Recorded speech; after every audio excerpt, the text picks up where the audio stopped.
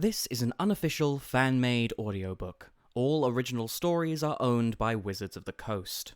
If you are enjoying these stories, please consider subscribing to my Patreon over at patreon.com/voxoraculum for some special patron-exclusive content. Thanks. On with the story. Seal fat, salted meat, and cook smoke permeated the air of the Long Hall, sheltering at least 100 warriors of stone and sea. There was no sun or moon in Kaldheim, and its nights were growing longer.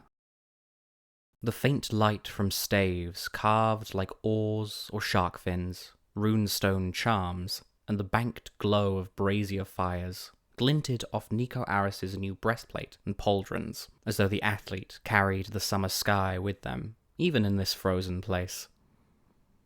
Niko rolled the round stone between brown fingers, estimating its weight. The sailors were from another clan. Blue tattoos ran in concentric circles along their faces and arms, rippling like the sea as they cast bets and doubts upon Niko's skill. 7 warriors arranged in a V at the far end of the table, holding out their drinking horns, grinning and grimacing. Only one sailor protected her eyes. To the poised athlete's left, Kjell, a brown-skinned Kanar mystic, tugged at the snowfox pelts draped over his broad shoulders, the chain of green runestones round his neck casting an eerie glow over the white fur. The silver cuffs in his braided beard clicked as he spoke. 3 hits, and dead center. To those gathered, a bet. To Niko, instructions. Niko slid their boot back along the packed dirt floor and through, their long limbs aligned and precise. The stone bouncing off one drinking horn, skipped across an iron plate, hit another drinking horn, then landed with a plop in the drink of the blue-cloaked sailor at the far end of the table. She pursed her lips and fished the stone out while the others laughed and cheered. "Well played, you two," she said. "The armor's yours." Niko spread their hands and bowed, wearing their winnings, a mismatched assortment of the peace gifts exchanged between the Kanar and the Omen Seekers to bless their arrival in Yutmore. The outpost itself, a neutral area between the sea and the forest, had been built, burned, and rebuilt several times, the charred stone foundations standing like broken teeth just above the shore. The only buildings left standing were the Yutmore longhouse, smokehouse, and a dilapidated stable that itinerant trappers used for shelter. The others moved off towards the massive hearth where a fire burned at the far end of the longhouse, and Kjell pressed a stone cup of something warm into Niko's hand. "I should have made it harder for you." "Upside down next time?" Niko suggested. "And reciting the saga of Eagle Seventree. Do they know Seventree in the Lost Realms? Never mind. I'll teach you. How's the fit? How does it feel?" Better than trekking across frozen tundra for 2 weeks on the back of a giant bear.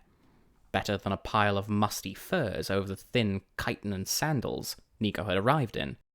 Well, better than being cornered by an agent of fate in one moment, than stepping through the dizzying kaleidoscope of colour and sound to this place, to freedom. "Feels great," said Niko. They smoothed down the front of their armour, a fur-lined gambeson under a leather coat with embedded steel plates, joining at a wide war belt. Their fine indigo chitin had been repurposed and affixed to the sides like a trophy of Theros and the life Niko had left behind. After exhaustive debate and maps sketched in the dirt that neither could reconcile, Kjell concluded that Theros was a lost realm of Kaldheim, a branch snapped from the world tree. They drained their cups. "How long till we move on?" "We hold until Finn's snake hunter calls the end of Frith," Kjell muttered. "I'll prod him along before the winter starts to bite, don't worry." He gestured toward the corner claimed by the Kanar, the bear warriors sitting atop the table and benches as though it were a rocky outcropping.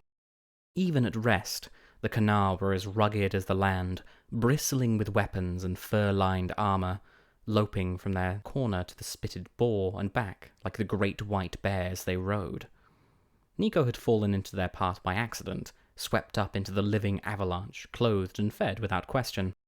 Kjell, as the Kanar augur and landreader, had mentored Niko every step of the way, just as he had guided 20 bear riders from their forest on this urgent mission.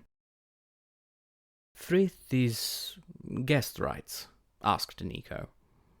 "If we were in our own territory, yes, but abroad, peace or truth?" The playfulness from the betting had been hardened into something more serious. Winter itself hounded them. Whenever a Kanar left their forest, soft snows followed, then hail and thunder, until spears of ice forced the Kanar to return or perish. The old gods' curse that the new gods ignored, and as long as the Kanar stayed in their lands, those around them were safe. Some things were worse than curses. Kjall leaned his glowing rune staff against the edge of the table. "Orhaft's stone back is a vidrune, the omen seeker's word for a rune priest, and a wary one at that. They wouldn't have landed their ship here if they thought winter would trap people, prevent their departure. Finn might stall, though. Wouldn't be the first time he's used our curse as leverage in a conflict." "You'd intentionally bring winter down on the uncursed?" Kjell shook his head. "We're here for council, not war. Frith demands you share your food and a roof with anyone who asks. Maybe we posture a bit, show off for the gods, but no worse. You never know if the beggar you snub might be Elrond in disguise." Kjell had explained Elrond as the god of wisdom, though Niko had difficulty imagining a humble god. Ifara shared her wisdom for the good of all, but would never demean herself by hiding among mortals. Even in rougher places like Akros, the god Keranos' epiphanies came like flashes of lightning to quicken the mind and produce results. He had no patience for tricks and tests. "Your gods show up without ceremony?" Niko asked. The dull roar of talk and laughter flared as a woman with long braids took up a seat by the hearth. "So they say. Or maybe it's just a story to keep us polite." Niko twitched their metallic blue hair out of their eyes. "Which is true?" "Both. Eat quick, then we'll see to the bears." Members of named and unnamed clans made their way through the longhouse, sliding slabs of meat onto plates with belt knives, adding more wood to the braziers, and refilling jugs of sweet, warm drinks. The tables and benches scattered around the hall began to empty as the sailors, warriors, hunters, and trappers clustered near the hearth to hear the woman's tale. The quieter the hall, the easier it was for Niko to make out her words, deep and rich with their own music. "Storm black wings spread wide, casting shadow and scorn over the battle swirling around Thura Sailrend. Thura would not escape death that day, for only death draws the attention of the Valkyries." 15 people wearing patchwork furs, thick but fraying robes, and worn armor sat wrapped in a tight cluster around the storyteller. Her hands spread, braids lustrous in the firelight, and her bright amethyst eyes like twin stars set in the shadow of her silhouette. But Valkyries always fly in pairs, and Sailrend knew her choice. Defile her blade with the blood of family, or earn a place of honor in Starnheim. Once friend, once brother, Kinkiller emerged from the dust and smoke, frothing like a beast, his clan marks scarred and smeared beyond recognition, and Sailrend dropped her weapon. Beyond the rapt audience, scattered clusters of people slowed what they were doing to listen. Fresh-faced teenagers stopped tapping the bone pieces of their game of 9-grid. Hale elders chuckled conspiratorially while they pulled meat from a spitted boar. Kinkiller leapt, Sailrend lunged, and the two fought with a viciousness only family can ever know. Finally, Sailrend wrenched Kinkiller's sword from him, threw him to the ground, and sank his own betrayer's blade through his heart, and down into the earth upon which she swore. Niko nabbed a half-finished plate of smoked meat with another Kanar, too absorbed to object. Beneath the forest of boots and weapons, a large grey cat caught Niko's attention. Under its thick and fluffy coat, it looked as large and formidable as the gathered warriors. Azure light whispered from Niko's hand, and a tiny mirror formed in their palm. With one precise throw, they slid it towards the cat. The cat's ears perked. It pounced, and the mirror disappeared. Her family avenged, and the waves of blood rage stilling to a calmer sea. Sailren sank to her knees. For each pound of her heart, the poison in her veins bit deeper. The cat lashed its tail, sniffing, and Niko tossed another mirror. It pounced and batted at the slip of silver before it disappeared. Niko tossed a third mirror. The cat sniffed, warily, lifted a paw to strike, and Niko conjured another, causing the toy to disappear once again. The cat tensed, sniffing the bright spot of light Niko reflected onto the floor, squinted at Niko, and sauntered over.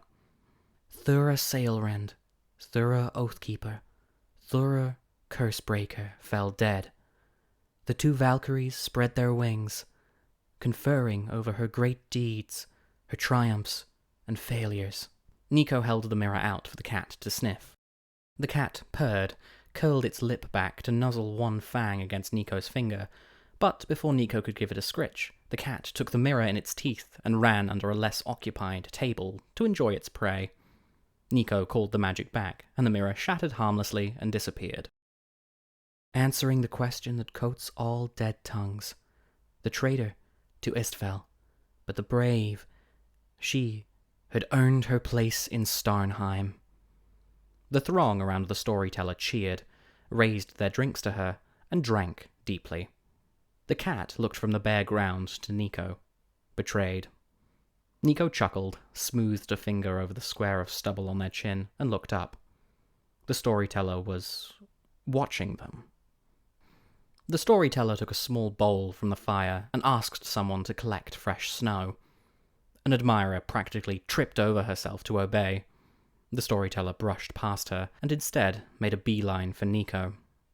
Kiel shooed the other Kana out of their seats with a stern look as the storyteller arranged herself on the bench across from Niko, without waiting to be invited, summer in her smile.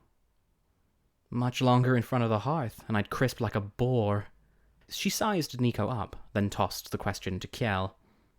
Long journey, Augur? Kel sat easy at Niko's side, but the playful edges of his voice softened, wary as a rabbit under an eagle's shadow. Any journey ending with such a beauty before me is worth the distance. She snorted. How often do you practice that line? Every day. The bears love it. Yeah, I've heard about the Kana, she said and chuckled. When the admirer returned with the warm bowl of snow, it was mostly melted. She placed it on the floor by the bench where it wouldn't get kicked. Threat? Niko tensed, ready to summon Silver, but the cat came, mewing to the bowl at the sound of its name, and the storyteller gave it an affectionate stroke. Yours? Niko asked. Yatma's. Or maybe the boat's. It was sweet of you to play the mouse for her. I meet many strangers from many places, but never one so uninterested in my stories. Niko couldn't tell if the storyteller meant the cat or them. Like muscle memory, Niko slipped into the main reserved for court and other public functions, but before they could offer pleasantries, Kjal slapped an arm over Niko's shoulder. Bergi, this is Niko. They're of the Kana for as long as they ride with us. Niko, this is Bergi. Fortune's own gift. Bergi winked at Niko, and Niko brushed back one metallic lock of hair. A pleasure. Niko Bear Rider. Niko Icefoot, Kjal teased. Destined for greatness, this one. They'd had greatness already. An undefeated champion of countless competitions and tournaments, their accuracy with the javelin unmatched. Back home, they were famous. It was nice to be unknown for a change. I have proper boots now. Icefoot will have to go to someone else. Great deeds birth their own names. Yours will choose for you. Another admirer brought the storyteller a cup of mead and a plate of oily, fragrant smoked fish. She thanked them with a nod, then dug in. Speaking of great names, I don't see Oraft among us. Oraf Stoneback's still on their boat, with Finn. There was a small rumble, like a fully laden cart crossing a bridge.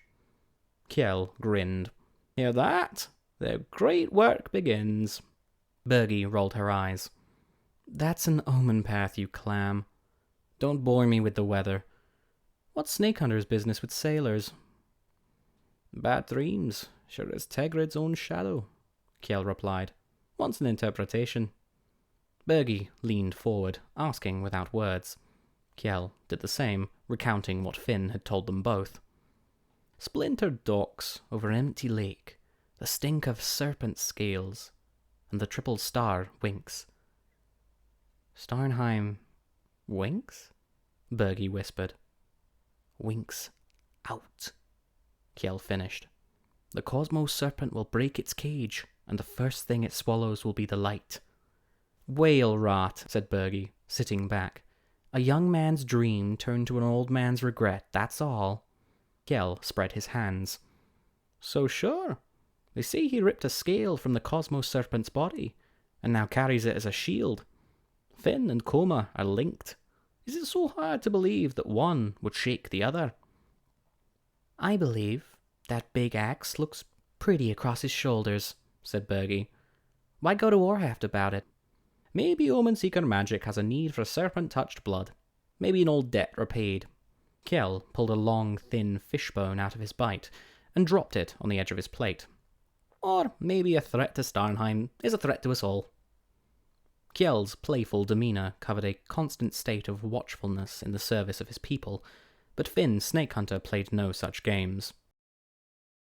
He rode at the head of an avalanche of bear warriors, his massive scale shield fixed to his back, giant axe in one hand, and reins in the other, his own mount, lichen green and snorting jets of vapour between black gums.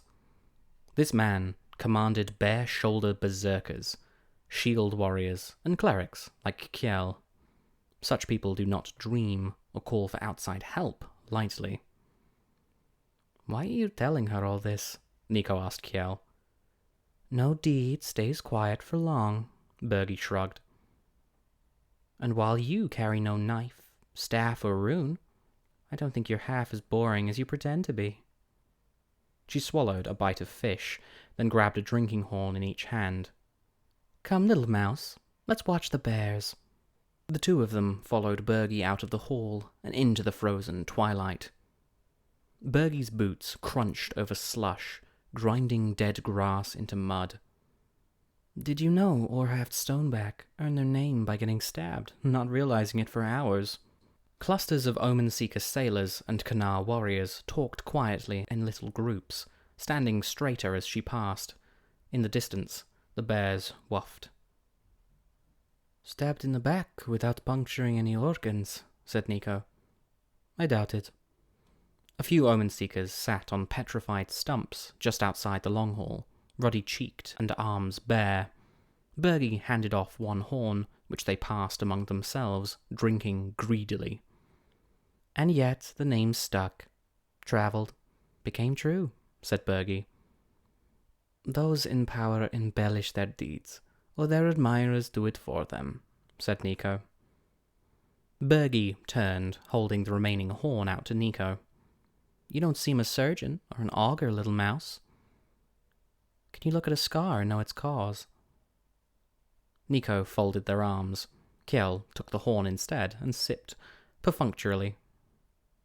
A polite and unwilling participant in a ritual whose purpose Niko couldn't guess. You can't get stabbed in the back and not know, said Niko. Not even by accident? Bergie asked, softly. A group of Kanar burst through the doors in a wave of raucous laughter, then moved off downwind to yellow the snow. Niko shook their head. It's total nonsense. Stoneback tells a truer tale than Snakehunter. Niko looked back. The Omen Seeker who had spoken leaned against the longhouse, sweet-faced and thick-shouldered. She met Niko's gaze, then spat into the snow. Kjell sucked his teeth. taking his time to drain the rest of the horn, sediment and all. Bergie winked down at Niko. "Ready for truth, little mouse?" Finn's augur addressed the Omen Seeker in the dulcet tones of mockery. "What was that? I couldn't understand you through all the fish piss you've been gargling." Glancing to the group of Kanar behind them, the Omen Seekers rose, advancing on Kjell with their thumbs looped in belts or harness straps where their weapons were stowed. Niko's fingers tingled in their new gloves. Not an overt threat. Yet. "My brother crewed Stoneback's ship when the attack happened. He saw the wound." A shorter fellow, with eyes like honed steel, flicked his gaze towards Bergie, then puffed up and tossed his black hair. Sweetface backed him up. "Can Finn prove what he's claimed?" "Your brother didn't see rot," Kjell scoffed at Steel Eyes. "Stabbed in the back in their own bedroom, was it? Show me the map-faced boat that had a whole house on it." More warriors trickled out of the longhouse and crowded closer, mouths still greasy from the meal. They were all drunk, brought together under bad omens, and their leaders were way out of earshot. Niko moved to intervene, to defuse the situation. But Bergie touched their shoulder, holding them back. Steel Eye's smile was mostly teeth. "You lichen lickers should take that crusty green mushroom and slink back to the forest where you belong." The tattoos on Bergie's neck and shoulder shimmered aqua, and her amethyst eyes blazed. "How do you answer that, Kanar?" A ripple of jeering spread out in the wake of Bergie's call. This caught the attention of the drunk bear warriors, who trudged up behind the gathering group of sailors. One Kanar with green tattoos that cut sharp angles across her bare shoulders slipped between Kjell and Steel Eyes. The two squared up, but the Omen Seeker refused to back down. "Should I say it again?" said Steel Eyes. "The only serpent snake hunters ever fought is his own—" With a crunch and a spray of blood, the insult died between a Kanar forehead and an Omen Seeker face. Kjell pushed Niko behind him, not for protection, but to clear a path into the fray. Everyone was in it now, knees to guts, elbows to throats, punching and bashing, wild laughter and shouts of pain. A Kanar elbow shot back, cracking another Kanar's teeth before a sailor rushed them, hauling them into the air and slamming them onto their back. Something flashed in Niko's periphery from the other side of the chaos, and they jerked sideways, dodging a projectile that landed with a sharp thok. Whalebone. An Omen Seeker dagger, buried in the wall where Niko's head had been. Above it all, where the snow was still untouched, Bergie leaned against the charred bones of a stone wall, tattoos shimmering, smiling down at Niko. Niko froze, shocked. The Bretagada had dozens of rules and stories about helping strangers, and had formally called Frith. Bergie had made this happen, passed a horn to each side. Pressed Niko to doubt Orhaft's deeds, in earshot of the sailors. But why? Kjell's shout snapped Niko out of it. Across the field he whirled and danced, his staff flashing as he staved off 2 Omen Seekers, and a third advanced towards him. Niko slid through the slush under blows, pirouetting around axes and daggers. One Kanar jumped between Niko and a blow, bent double, and Niko leapt, rolled across his back, and hit the ground running on the other side. Niko's palm opened, and fragments of silver coalesced into shards of mirror glass, trailing a faint blue glow as they spun around Niko like an aura. Niko grabbed a shard in each hand, stretching each into a dagger, and threw with unerring accuracy, one after the other. One after the other, Kjell's assailants were hit in the chest. The mirror trap absorbed its target entirely, leaving a mirrored illusion of their form to shatter into 1,000 pieces of glass. To the onlooker, each weapon had decimated its victim, but Niko knew they were safely and painlessly held within the daggers as they struck, each of these spinning harmlessly off into the snowbanks at either side. The last attacker missed this spectacle, slashing at Kjell from outside his periphery. Niko reached for another shard when they heard fabric tear and the snick of slicing meat as the last attacker swiped at Kjell's arm. The augur jerked back, his balance stolen by the mud and slush. The augur jerked back, his balance stolen by the mud and slush. In that moment of hesitation, the Omen Seeker grabbed him by the hair and slammed his face onto her knee. No dagger this time. A third mirror trap would sap Niko's energy, forcing him to release the first two from their traps far sooner than was safe. Trailing azure light followed as Niko flattened the first mirror into a short, flat, wide spear point about the width of their palm. Kjell spat blood into the snow, stunned and blinking. The Omen Seeker smirked down at him, stepped forward to close the distance, and as soon as her foot was off the ground, Niko threw. Like a stone skipping off a plate, the flat spear slid under the Omen Seeker's boot. She slipped and fell hard, smacking her head onto the frozen dirt. With one mirror still circling, giving glimpses of all sides, Niko dived towards Kjell and helped him sit up. He startled, nose and lip bloody, but not missing any teeth. Blood flecked his beard and his white fox fur. "Oh, I'll feel that one tomorrow," he said, more amused than angry. "Did you turn those two into ice?" "Looks worse than it is. They'll be fine." Niko plucked the Omen Seeker's knife from her hand, then caught a flash of something in the last circling mirror. The two traps sparkled in the snow.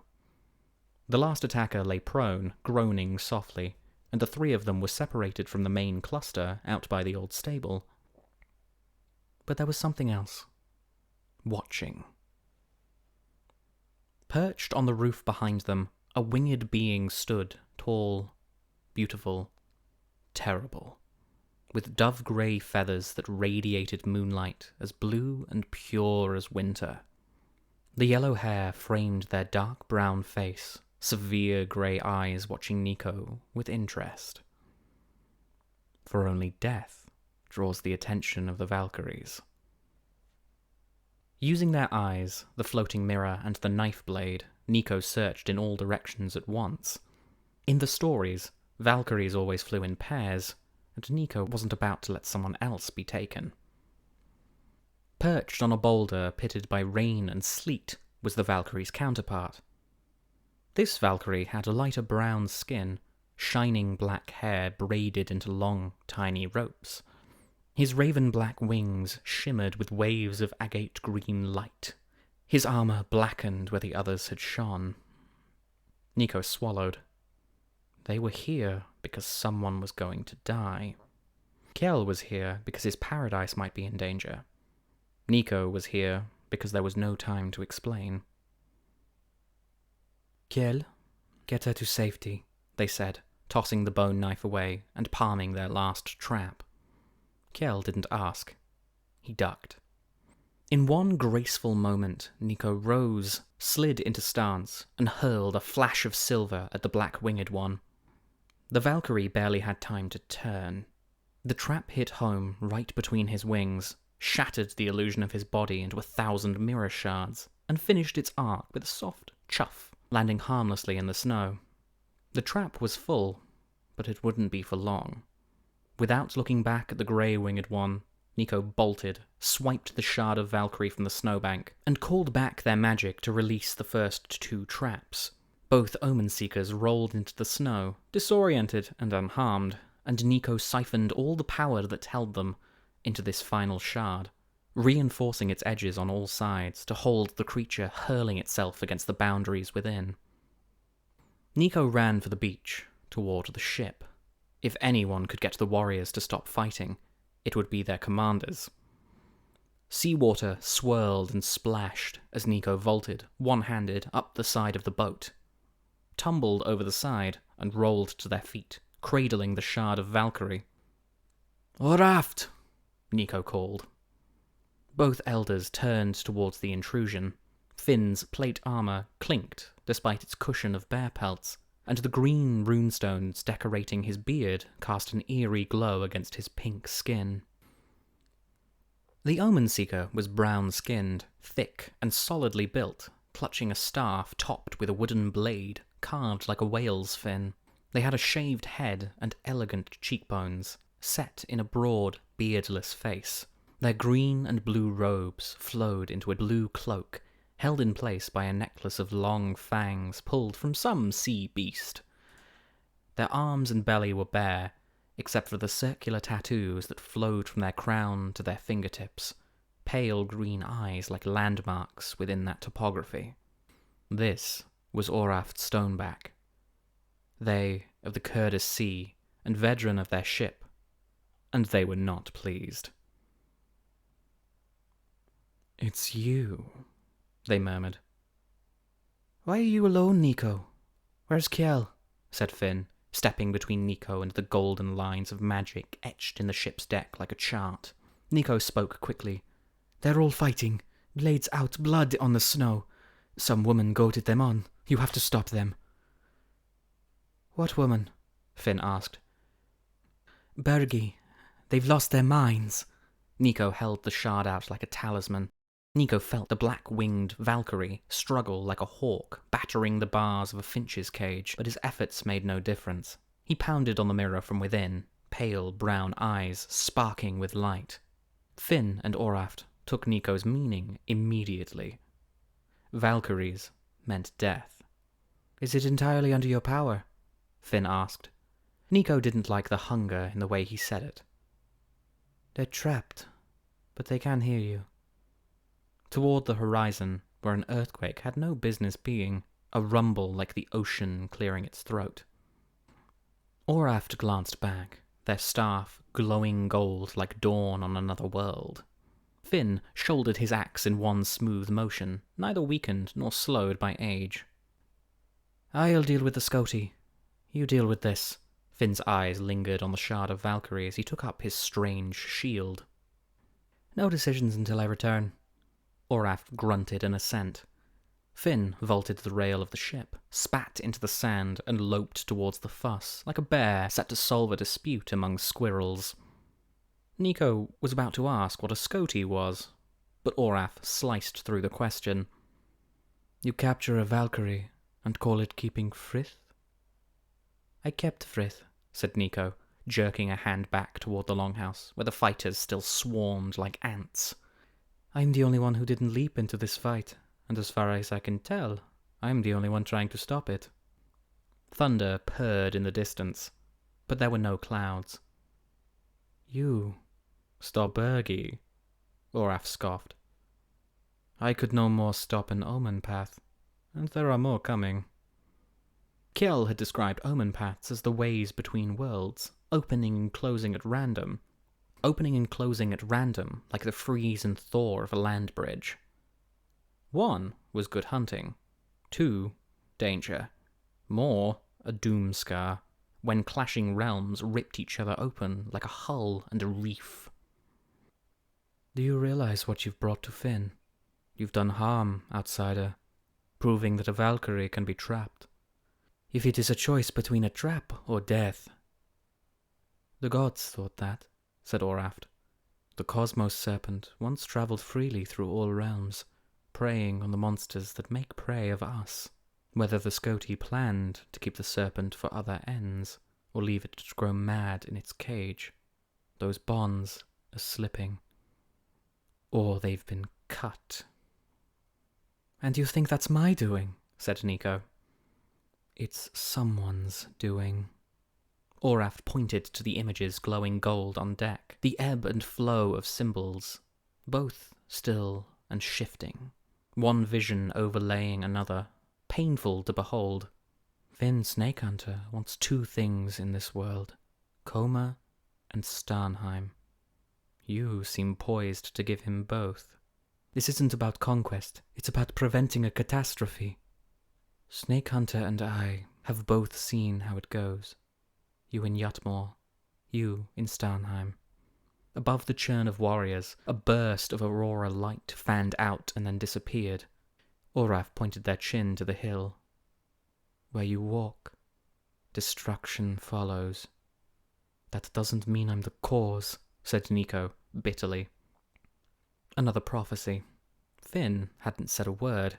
Niko didn't know if that was better or worse than their parents, whose faith in Niko's shining destiny made it impossible to voice their doubts.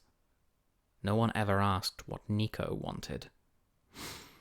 Niko looked down at the shard, nostrils flaring. I'm not Kana. I don't serve Finn.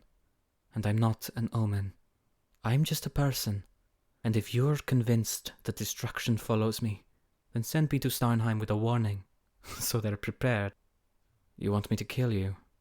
The Vedrune asked. No. I've travelled between worlds before. Niko held up the shard so Oraft could see the Valkyrie trapped inside. This being travels back and forth without dying. If there's a chance we can help each other, we have to try. The Theron held the shard out to the Vedrune. Oraft accepted the shard, peering down, their green eyes reflected back over the Valkyrie's baleful expression. Niko watched the gears turn in the Vedrune's head, what they might gain by bartering with death, and the decision they'd already made before promising Finn to make none. Oraft glanced back up at Niko. What makes you so sure you can achieve this aim? A lifetime of training? An unwavering devotion, not to the javelin, but to the prophecy set upon them as a baby. Niko would become champion. But there was no magic behind Niko's skill, only choice. Niko chose to wake up early each day, to take corrections without complaining, chose to push beyond what was possible. The prophecy was one path. But what impact could a champion have? Would it mean anything, in the end? Niko remembered the tournament, the oracle, and what it felt like to choose a different path. I never miss. Then take care you aim at the right target, Oraft said, archly. Leave Snake Hunter to me. Return to the ship once you've said your farewells. I will give you what you ask for. Are you going to kill me? Niko asked. I won't. As to what happens on the other side, that's your responsibility. Niko made their way back across the sand, head full, body light. This was a brutal, cold and hostile place, and Niko could guess what paradise meant to its people. But to Niko, it hinted at a realm full of beings who travelled regularly among worlds. Maybe they would help Niko understand how to navigate the omen paths.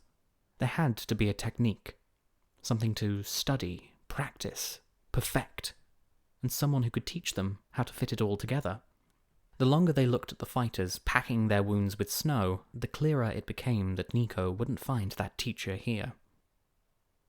Youths on both sides vociferously scolded by their elders about blood payments and owed for unworthy reasons.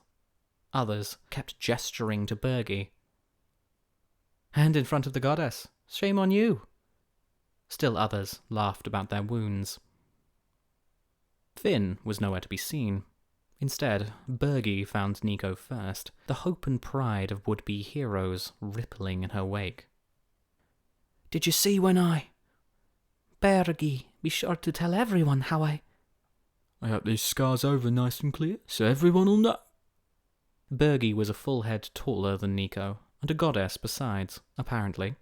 But Niko didn't care. They shoved her back. Bergi blinked, the knotwork tattoos of her throat shimmering blue for a moment, then subsiding. For a moment, Niko glimpsed something ancient, terrifying, a reserve of power as deep and dangerous as the conflagration waiting in the embers of the gentlest fire. Bergi's lips parted, and the urge to draw a weapon roiled through Niko. But that was how this fight began. Niko understood that now, understood the nature of Bergi's power, and held it under tight control. What kind of god drives their own people to kill each other? Niko spat. Bergi leaned in close. What kind of mortal steals into another world to play with cats, when they can do what you do? Niko's eyes widened. I'm not here to tell you what to do, little mouse. I did this so you may know us. Our joy, our rage, how little lies between. Freedom means nothing unless you know what you risk. She placed a hand over her heart.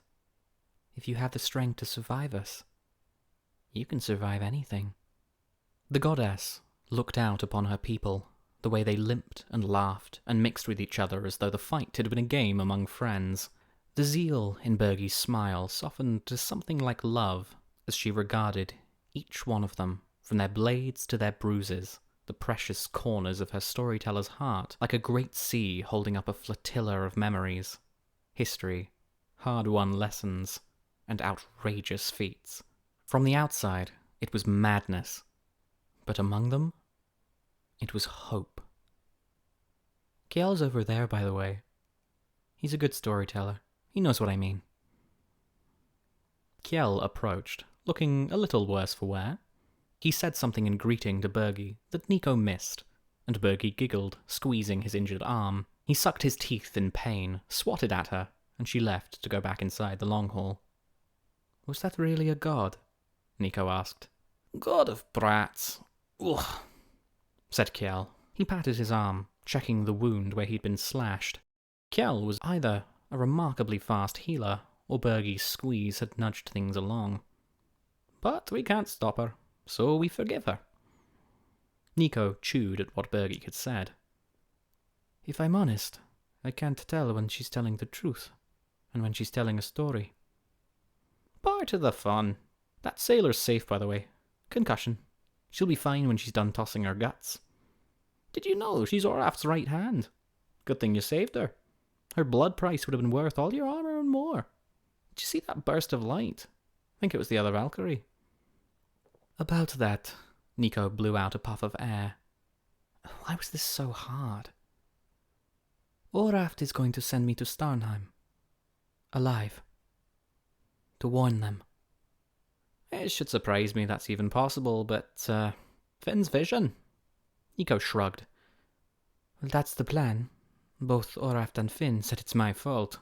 They had known each other 2 weeks, but he always knew what to say.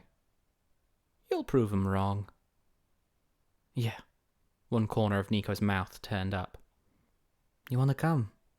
When he didn't answer, Niko licked their lips. Bergie said I had to know the risks, and that you're a good storyteller. The Kanar cleric leaned his staff on the stones in an old foundation, the building long since burned and scattered. He watched the lights of Starnheim glitter in the sky as he scoured blood from his hands with clean slush. You told me you're designed from birth to be a champion, that you never missed, and that you chose to lose the great games, just to find out if you could deny destiny. Niko frowned. Finn saw you. Said you're a threat. Commanded me to keep you close. Stop you, if needed. Kiel flexed his fingers. Deep roots. Stone veins. They all speak to me. When the sky can't. When the sky can't, birds tell the rest. The wind breathes, and I hear. But I choose what Finn hears. Niko didn't speak. Hardly dared to breathe. You chose to spare that sailor, and I chose not to stop you. If you're a threat, my friend, it's not to us. Kiel looked back at Niko. Prophecies, visions, fate. They're orders with a ring to them. That doesn't make them real. The words came to Niko's mouth, as though planted there by Bergie. Just a story. Just so. I'll stay, make sure Finn hears what he needs to hear, and I'll see Starnheim when it's my time. As for you, Kiel gripped Niko's shoulders. Get up there, tell them who you are. Then do something crazy. Oh, yeah, sure. Kick the door in, punch one in the face. Yeah! Kiel beamed, took up his staff with clean hands, and raised it high. Burst upon them before they can fly away. Niko, Valkyrie puncher. They laughed, and then embraced, clapping each other on the back. Whatever came next, There would always be safety here. A drink, an ear, solid ground to fall back on. Unable to find the cat for a final goodbye, Niko left Kiel on the beach and boarded the Omen-Seeker ship. Finn gave silent assent by helping push the boat off into the water, where Oraf's magic would steer its drifting. Aboard, Niko found the Vadrun and the trapped Valkyrie talking in hushed tones, secrets passing between them that only those born to the same place could know. Oraf revealed only that the black-haired, black-winged Valkyrie's name was Avtir, and that those with dark wings were called Reapers. "You'll be released once Niko has moved through safely," said Oraf, "by the salt of my blood and the bow of my ship." "So witnessed," said the Valkyrie, his commanding tones muffled through the glass. "We see all, Oraf Stoneback. We will remember whether you kept your vow this day. Does your charge know the risks? I cannot promise their safe return. No living mortal has ever set foot in Starnheim." Oraf looked to Niko, and they nodded their consent. "Well, someone has to be first," said Niko. The Omen-Seeker ship drifted, slow and steady, over unnaturally placid water. Oraf raised their staff, blue tattoos alight with magic, guiding their course towards the rumbling, buzzing edges of an omen path about to be born. Something shivered at the edge of Niko's awareness, and then slipped out of their control. The Valkyrie's body was still imprisoned, but his magic, slow and steady as the press of ages, slid like 1,000 tiny needles through Niko's hold on him. Niko's heart shot into their throat. This new weakness laid bare. But the Vadrun's oath held where the mirror had failed. The Valkyrie's magic pierced Oraf's power, guiding, directing, suffusing the energies. The omen path rippled and changed, the blue water overlaid with black.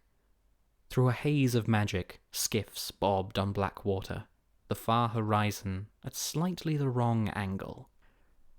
One skiff, like a curious duck, drifted closer to the threshold between worlds. Niko bounced on the balls of their feet, flexed their fingers, and adjusted the rail.